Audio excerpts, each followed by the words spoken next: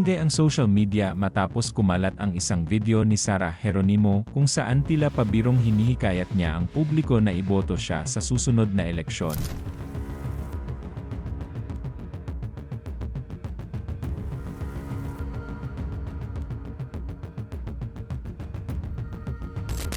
Dahil dito, agad nagsulputan ang espekulasyon, may plano ng aba siyang pasukin ang mundo ng politika, o isa lamang itong testing the waters.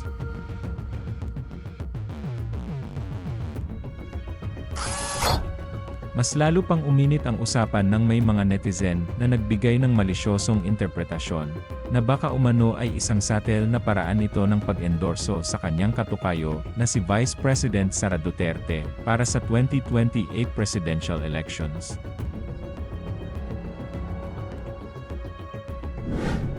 Pero bago pa tuluyang lumala ang haka-haka, agad itong nilinaw ng G Productions, ayon sa kanilang opisyal na pahayag.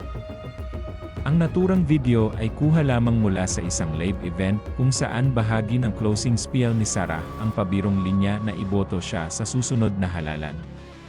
Isa raw itong magaang sandali na ginawa para magpasaya ng audience at makipag-connect sa crowd at hindi dapat bigyan ng malalim o politikal na kahulugan. Git nila, walang anumang katotohanan na si Sara ay naghahanda o nagpaparamdam para sa posibleng pagtakbo sa eleksyon.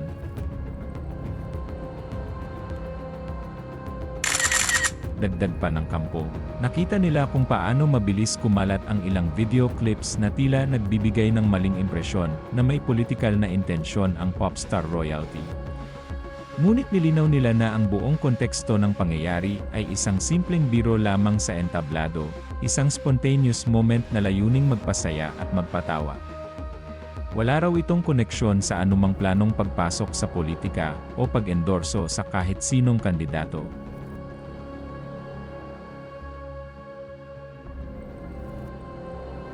Sa kabila ng mga intriga, iginiit ng G Productions na si Sara ay nananatiling nakatuon sa kanyang tunay na pasyon, ang musika at pagpe-perform. Nasa entablado raw siya kung saan siya tunay na masaya, patuloy na nagbibigay inspirasyon sa kanyang mga tagahanga sa pamamagitan ng kanyang talento at sining. Para sa kanila, mas makabubuti kung enjoy na lamang ng publiko ang naturang sandali at huwag na itong lagyan ng kulay na wala naman talagang basehan.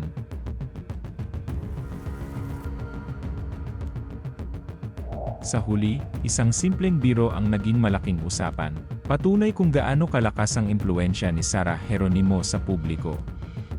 Ngunit malinaw ang mensahe ng kanyang kampo, walang politika, walang hidden agenda, isa lang itong masayang interaction na hindi dapat palakihin.